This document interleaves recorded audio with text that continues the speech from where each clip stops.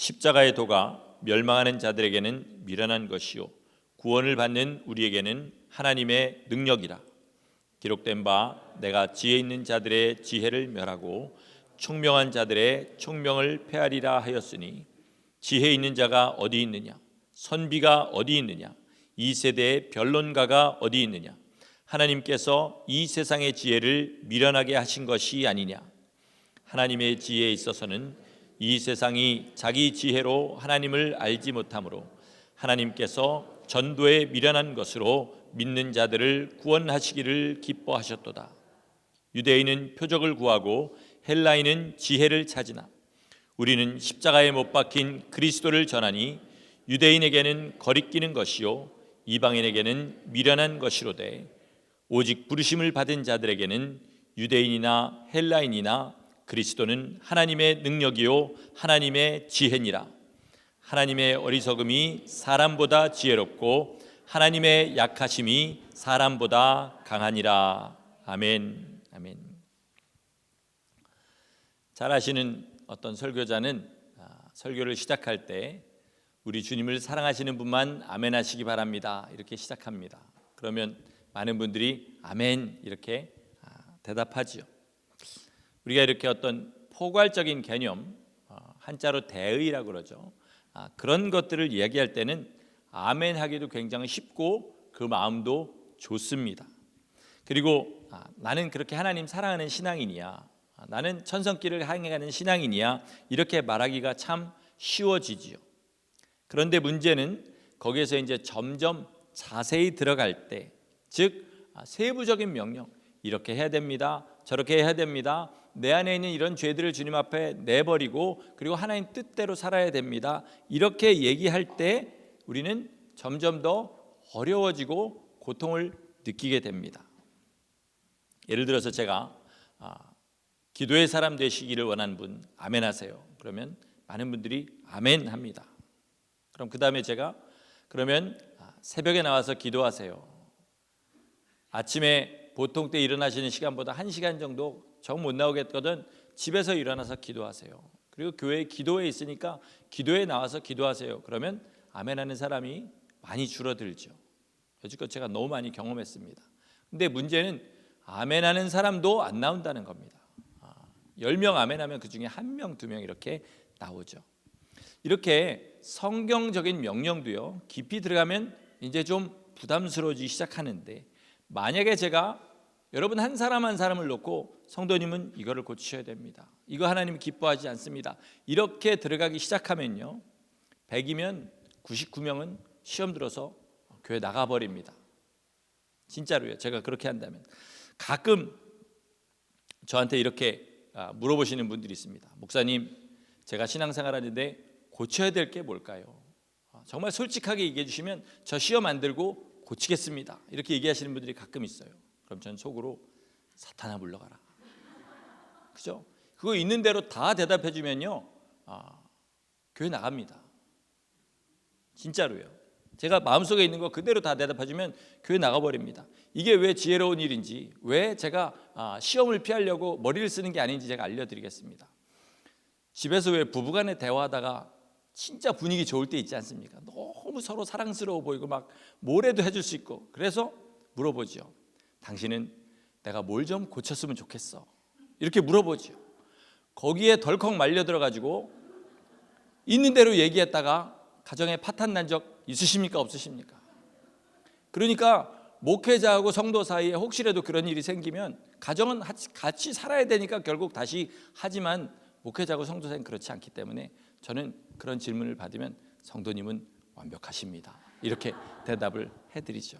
근데 그렇게는 대답 안 하죠. 그냥 알아서 찾으셔야 됩니다, 그죠? 그렇게 얘기할 수밖에 없는 거죠. 오늘 저는요, 십자가의 도에 대해서 말씀을 전할 겁니다. 바울 사도를 통해서 하나님께서 오늘 선포하시는 건 뭐냐면 십자가의 도는 하나님의 능력이다, 이렇게 선포를 하십니다. 여러분, 성경에 많은 말씀이 그렇습니다. 우리 신앙의 시금석이 될 수 있어요. 그 말을 잘 생각해 보면요, 오늘 말씀에도 이 말을 잘 생각해 보면 내가 정말 구원받아서 이 길을 걸어가고 있는 사람인지 알아볼 수 있는 방법이 있습니다.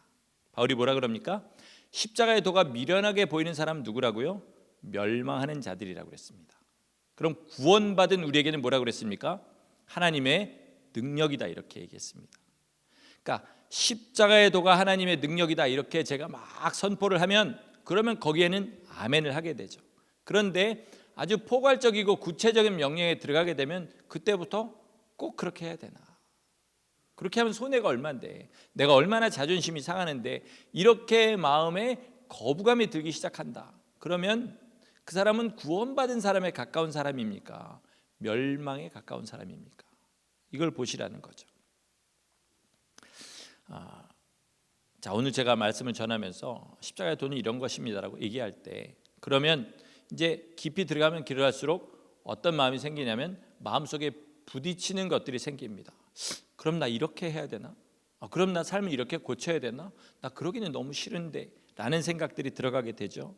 그게 뭐냐면 우리가 은혜 받고 성령 받고 수십 년을 신앙생활 했지만 아직도 벗어나지 못하고 있는 우리의 한계입니다.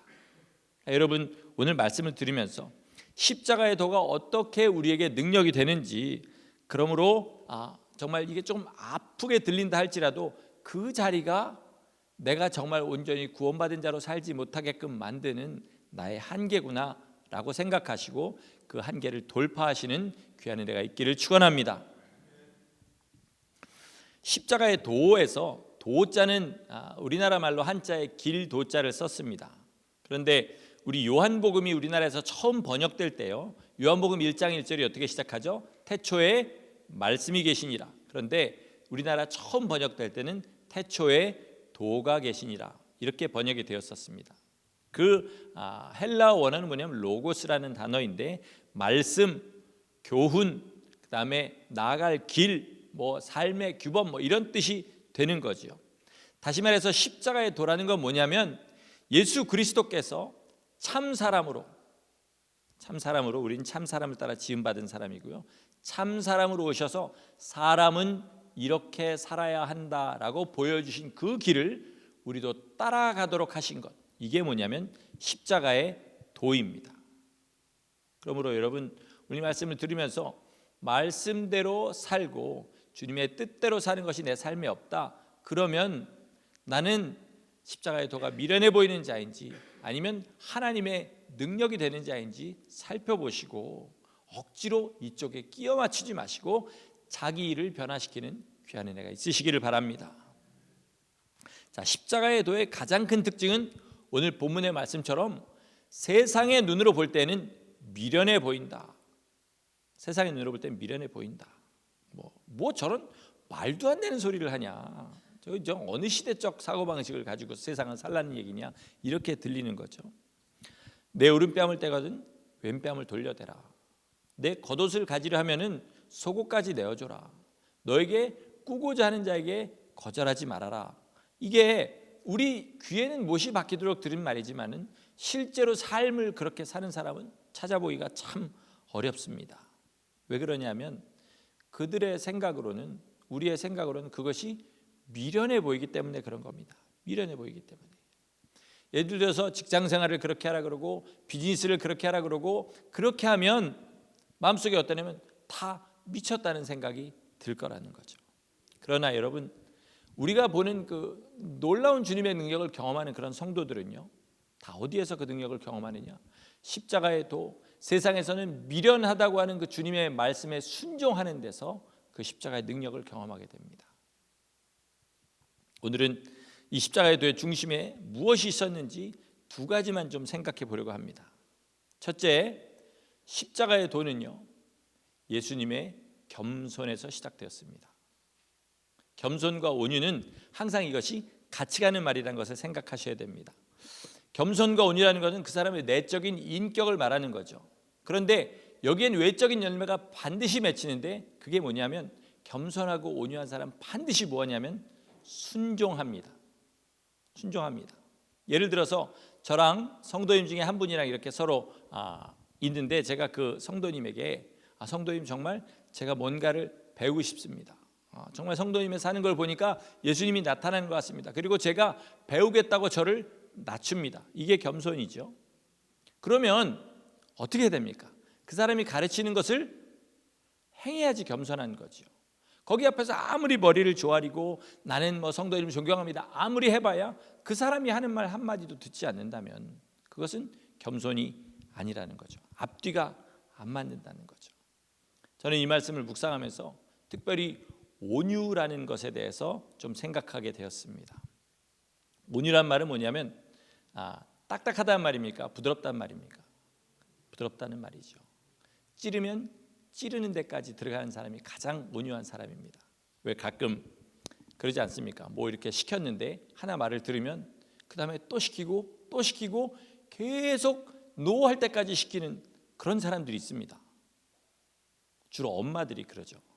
엄마들이 자식한테 공부할 때 이거 해라 또 공부해갖고 10등까지 올라가면 야 5등 안에 들어라 5등까지 들어가면 1등 안에 이래가지고 저 아는 저희 아들 친구를 보니까 전교에서 1등하고 이미 고등학교 2학년 때 SAT 만점을 맞았는데 아직도 엄마가 동생들은 스마트폰을 사줬는데 얘는 스마트폰을 안 사줬대요.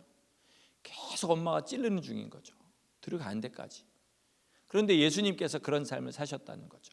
먼저 자기를 비워서 종의 형체를 입고 이 땅에 오셨습니다. 우리는 그냥 태어나기를 이렇게 태어났으니까 이 삶이 얼마나 답답하고 어려운 삶인지 모르지만 예수 그리스도께서는 하나님의 본체이신데 이 땅에서 사람의 몸을 입고 사셨습니다. 그 30년을 사신 삶만 생각해도요 우리가 한 평짜리 방에 갇혀서 영원히 사는 것과 다를 것이 없을 만큼 큰 고통이었습니다. 그런데 드디어 아버지의 성령께서 예수님에게 임하셨는데 임하시자마자 뭐부터 시작하셨습니까? 뭐부터 시작하셨어요?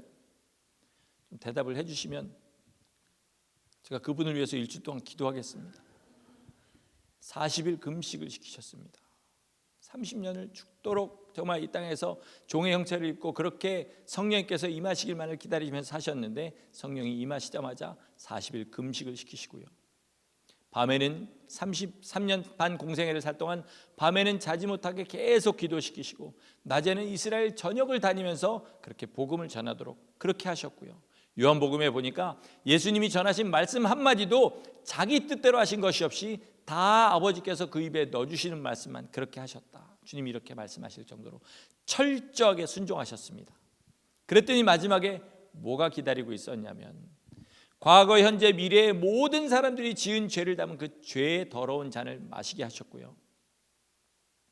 그리고 그들의 죄를 짊어지고 십자가를 지도록 그렇게 하셨다는 거죠. 여러분 이렇게 순종이란 것은 뭐냐면요. 우리에게 이해되고 동의되는 것을 하는 것이 순종이 아니라는 거죠. 전혀 이해되지 않습니다. 너무 반발심이 일어나요. 그래도 그 말씀대로 살아가는 것 이것을 우리는 순종이라고 합니다. 그런데 이렇게 성도님들하고 대화를 하다 보면 또 어떤 믿는 사람들하고 대화를 하다 보면 자기가 안 돼서 못하는 것은 당연한 것으로 압니다. 내가 그렇게 하는 데는 이유가 있어 이거 한마디면 모든 게 다 오케이인 줄 알아요. 그러나 하나님 앞에서는 내가 이해하는 대로 그렇게 이해되지 않는다는 사실을 아는 것이 뭐냐면 하나님을 경외하는 것입니다. 여러분 정말로 하나님을 경외하기를 원하십니까? 그러면 말씀을 듣고 순종하셔야 됩니다. 주의 말씀을 듣고 처음에 이게 뭔 말인지 자꾸 왔다 갔다 하지 마시고 말씀에 그저 있는 대로 문자적으로 듣고 순종하시는 삶을 사셔야 됩니다. 강단에서 선포되는 말씀도 여러분 여기 다 산전수전 다 겪으신 분들 아닙니까? 목회자가 지금 자기 욕심을 채우려고 하는 건지 아니면 하나님의 말씀을 하는 건지 아니면 성도들의 영혼을 위해서 하는 건지 구별되시잖아요. 그러면 강단에서 선포되는 말도 저 목회자가 자기를 위해서 하는 말이 아니라면 순종하시기를 축원합니다. 예. 금요 기도에 좀 나오시기 바랍니다.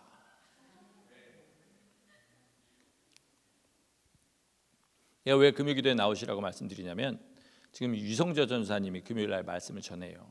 그런데 저처럼 계속 한 강단에서 오래 설교를 하면 설교 때마다 은혜를 끼치는 건 참 쉽지 않은 일입니다. 그런데 우리 유성재 전사님은 원래 말씀에 파워가 있어요. 워낙 훈련을 철저하게 받았고 또 등치도 저보다 얼핏 보기에도 꽤 많이 차이가 나는 그런 등치에 목소리도 우렁우렁하고 그리고 6주 7주 정도밖에 말씀을 안 전할 거기 때문에 거기다가 다 쏟아 붓습니다. 자기가 가진 최고의 예화들, 최고의 말씀들, 그리고 자기를 가장 감동시키는 여지껏 설교에서 제일 정말로 감동시켰던 그 말씀들을 설교 때마다 쏟아붓는데 진짜 은혜가 있습니다. 그러니까 여러분, 수요일이나 금요일 중에 하루를 택하셔야 되면 저는 앞으로 계속 볼 거니까 금요일 날 나와서 좀 은혜 받으시기 바랍니다. 여러분, 은혜라는 거는요, 사모하는 사람이 받는 거고요, 사모할 때도 좀 머리를 지혜를 써가면서 이렇게 머리를 써야지, 그죠? 담임 목사한테 눈도장 찍으려고 수요일 날 나오지 마시고, 수요일 날 나오고 금요일 나오시면 정말 좋지만 금요일 날 나와서 좀 기도하시기 바랍니다. 꼭 부탁드립니다. 지금 아멘은 꽤 많이 하셨는데 안 나오신 분 중에 아멘 하신 분이 누군지를 구별을 못 해가지고 제가 두 번째, 주님께서 걸어가신 십자가의 도는 침묵의 길이었다는 사실을 여러분 잘 아시기 바랍니다. 제가 여지껏 들은 설교 몇 편이나 들었나 생각했더니 최소한 5,000편 이상 들었습니다. 태어나서 여지껏. 아마 잘 기억하면 아마 그냥 10,000편 가까이 들었을지도 모르겠다, 이런 생각했습니다. 그 중에 제가 떼굴떼굴 구르면서 회개하게 그렇게 만들었던 말씀들도 있었고요, 들고 난 정말 이제 저 말씀 들은 대로 살 거야, 그렇게 한 적도 있었는데, 처음에 은혜 받았고 아주 큰 은혜 받았을 때 빼고는요, 나머지 말씀들은 어느 정도 효과가 지속되냐면 길어야 한 달, 보통은 일주일에서 2주일 갑니다. 그죠? 끄떡끄떡 하시는 분들 감사합니다. 솔직해지셔서. 그런데 이 은혜가요, 가만히 그 자리에 있다 사라지는 것이 아니라는 것을 알게 됩니다. 이게 보니까 새입니다. 새라는 뜻이 아니고 샌다는 겁니다. 은혜가 새요.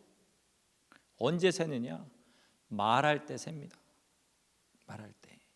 무슨 말할 때 새느냐? 세속적인 말하고, 그리고 더러운 말하고, 남자 같은 경우 음담패설 같은 거 하면 거기서 새버리고요, 그 다음에 탐욕적인 말, 정말 뭐 돈 좋아서 막 어쩔 줄 모르는 그런 말 하면 또 거기서 새버리고요, 불평하고 불만하면 이만한 구멍이 뚫려갖고 줄줄 흐르고요, 만약에 형제를 욕하거나 교회를 욕하거나 남을 욕하면 냄비채 뒤집어서 다 쏟아버립니다.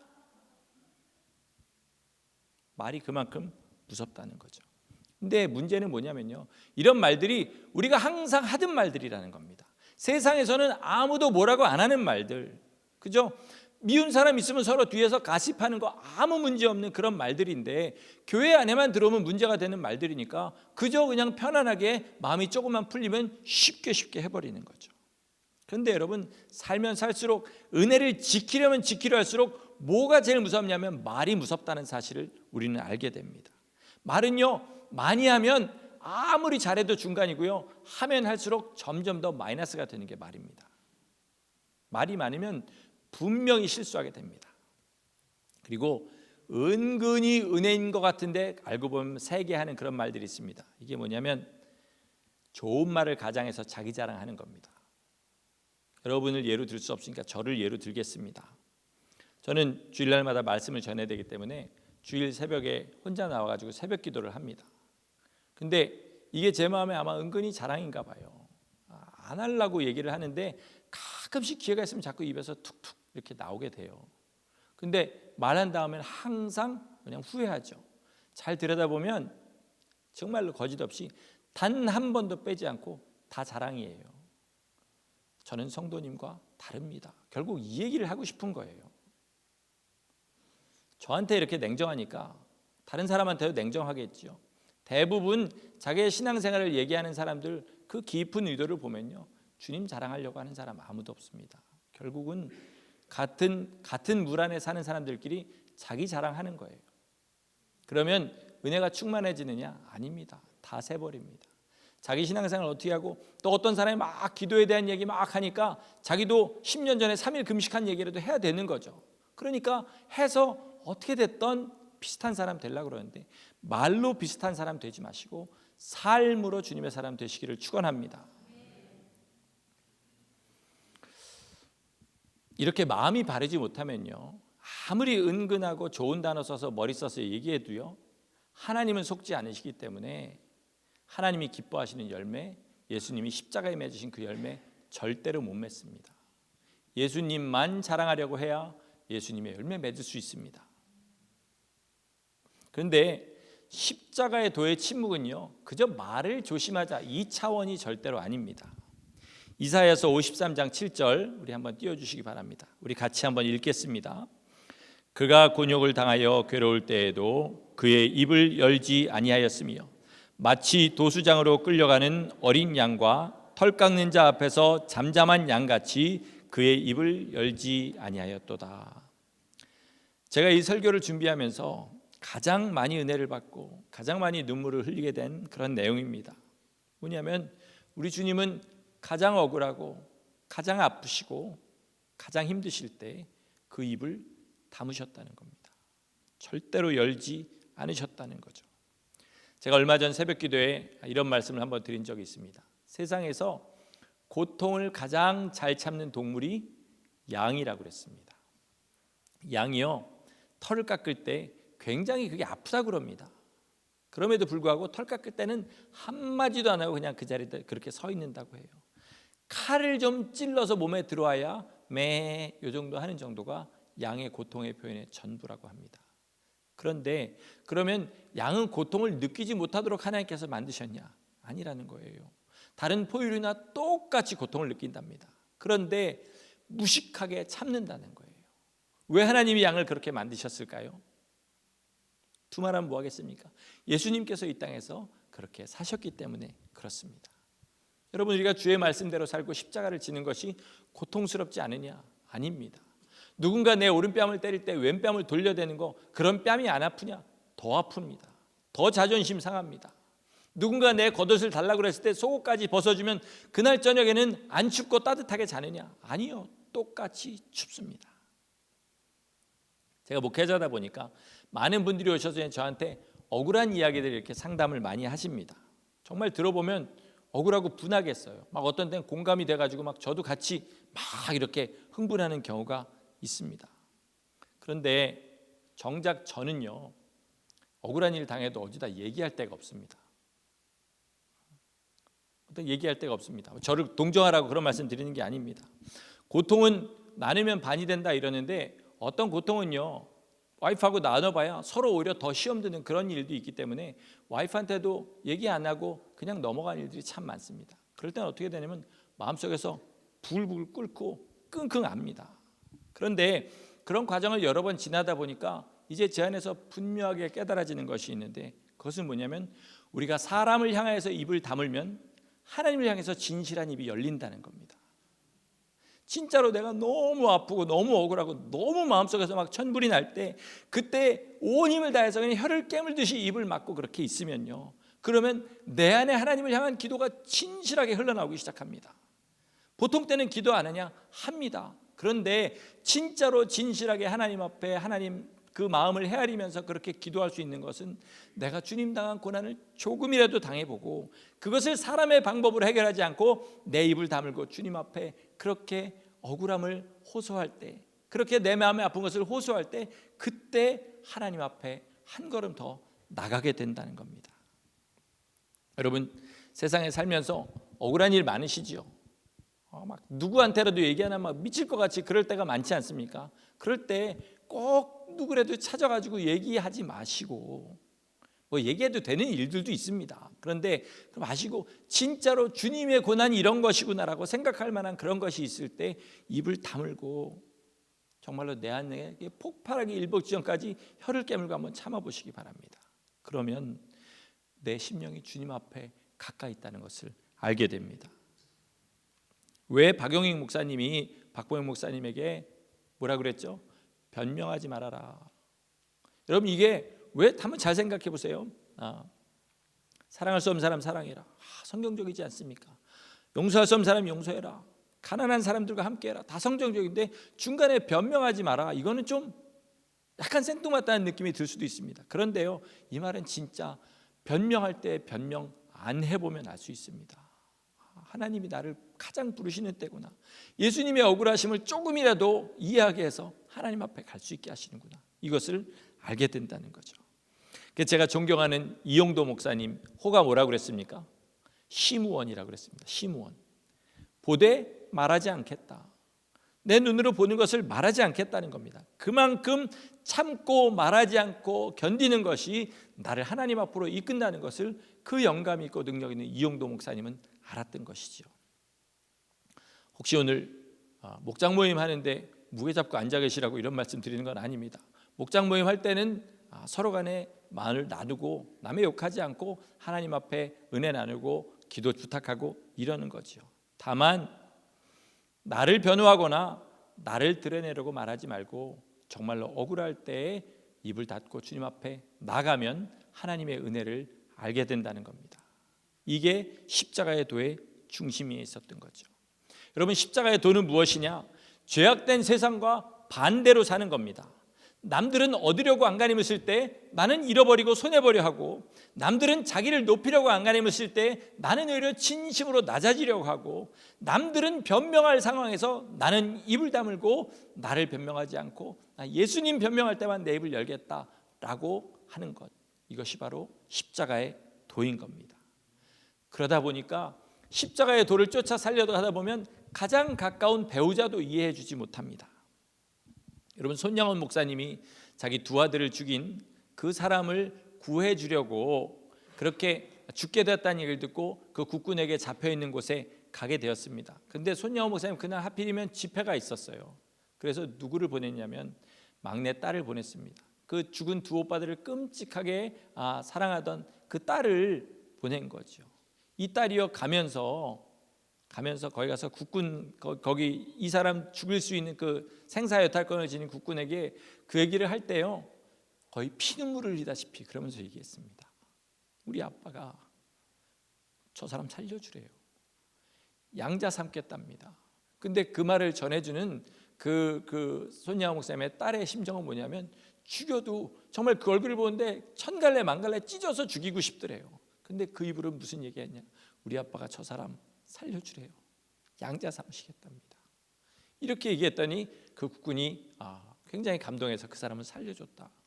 또 제가 작년에 말씀드렸던 그 증도의 이인재 목사님이라는 분, 자기 아버지, 어머니, 할머니, 자기 동생들, 삼촌들 다 해서 10몇 명을 싹 죽여버린 그 좌익분자들, 국군이 다시 그 증도라는 섬을 탈취해서 탈환해서 이 사람한테 누군지 찝기만 하면 원수를 바로 그 자리에서 갚을 수 있는 그 상황에서 아버지 목소리로, 하나님 목소리, 아버지 목소리로 인재야 저 사람들 용서해라, 저 사람들 살려줘라, 그 음성이 들려서 속으로는 피눈물을 흘리면서 그 사람들을 용서해주고 살려줬습니다.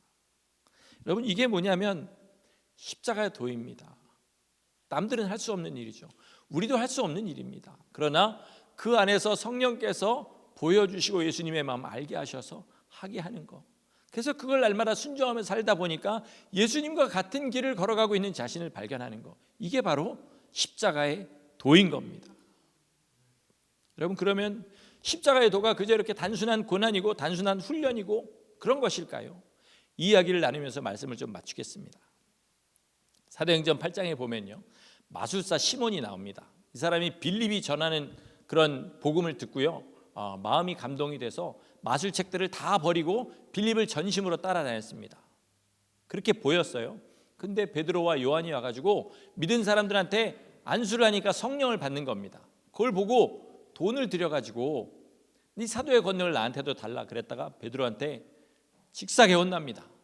근데 그 혼나는 내용을 한번 보시겠습니다. 사도행전 8장 21절 우리 같이 한번 읽겠습니다. 시작. 하나님 앞에서 내 마음이 바르지 못하니 이 도에는 내가 관계도 없고 분깃될 것도 없느니라. 두 가지를 말씀드리겠습니다. 이 도, 이게 무슨 도일까요? 십자가의 도입니다. 십자가의 도지요. 분깃이란 말은 뭐냐면 유산으로 받을 몫이란 얘기입니다. 그러니까 뭐냐면 이 십자가의 도에는 유산으로 받을 몫, 분깃이 있다라는 겁니다. 세상의 직장에서요, 한국에서는 한 달 일하면 월급 주는데 월급 먼저 주고 일 시키는 직장 있습니까? 그런 직장 없습니다. 하루에 10시간 막 12시간씩 한 달 내내 일하는데 그걸 뭘 보고 일을 합니까? 마지막 날에 받는 월급을 보고 일을 하는 겁니다. 이것을 우리는 소망이라고 합니다. 소망이라고 하죠. 오늘 주보에 여러분 나중에 집에 가서 한번 보시기 바랍니다. 실려 있는 리처드 백스터의 성도의 영원한 안식 이런 책이 있는데 거기에 보면은 이런 말이 써 있습니다. 영원히라는 이 단어는 그들의 고통이 영원하며 우리의 영광이 영원하다는 의미다. 그러므로 만일 죄인들이 이 단어를 제대로 이해한다면 깜짝 놀라서 그 깊은 잠에서 벗어날 것이고, 은혜가 충만한 영혼이 이 단어를 연구한다면 가장 깊은 고통 가운데서도 힘을 얻을 것이다. 이렇게 얘기합니다. 영원히 받을 상이 있다는 겁니다. 그것을 바라는 것이 십자가의 도의 가장 중심에 있습니다. 히브리서 12장 2절에 보면 이렇게 얘기합니다. 믿음의 주요 또 온전케 하시는 이인 예수를 바라보자. 그는 그 앞에 있는 기쁨을 위하여 십자가를 참으사 부끄러움을 개의치 아니하시더니 하나님 보좌 우편에 앉으셨느니라.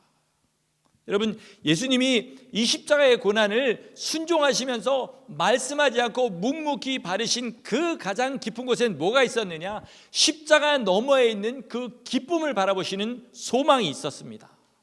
우리가 이 땅에서 만약에 이렇게 사는 것이 우리가 살아야 될 길이다, 그저 그 정도를 가지고 순종하고 그저 참고 인내한다면 그것은 고행에 불과한 것입니다. 그러나 정말로 십자가 너머에 있는 그 예수님 앉으신 그 보좌, 주님의 영광을 바라보고 그렇게 나아간다면, 그러면 그것이 참된 십자가로 우리를 이끌 거라는 것입니다. 여러분, 소망이라는 것을 그저 우리가 날마다 기도할 때 몇 번 사용하는 그런 말이 되지 않도록 항상 소망에 관해서 묵상하시기를 바랍니다. 소망이라는 것은 뭐냐면 이 삶 너머에 지금 나는 주님을 위해서 시간도 버리고 물질도 버리고 내가 좋아하던 모든 것들 다 버리고 내 자랑도 다 버리고 그리고 사람들한테 멸시천대 받으면서 이 길을 걷고 있어. 그러나 내가 이 일을 하는 이유는 그저 이것이 좋기 때문이 아니라 십자가에 넘어 계신 그 예수님의 보좌, 주님 앉아 계신 그곳, 내가 주님을 너무 사랑하기 때문에 그곳에 가서 영원히 주님과 함께 나눌 그 사랑, 이것을 바라보면서 나가는 사람, 이것이 바로 십자가의 도의 가장 중심에서 그 사람으로 순종하게 하고 침묵하게 하는 원동력이 되어야 됩니다. 여러분, 이 시간에 정말로 예수님의 십자가를 깊이 생각하시기 바랍니다. 그의 일생 전체를 생각하시고 내 삶에서 그와 비슷한 순간이 올 때 이때가 기회구나 생각하시면서 하나님 앞에 정말로 온 힘 다해 나가시고 주 뜻대로 사시면 십자가 너머에 있는 그 영광 가운데 반드시 들어갈 날이 우리 가운데 있을 줄을 믿습니다. 여러분, 소망 가지고 이 십자가를 걸어가시기를 예수 이름으로 간절히 축원합니다. 아멘.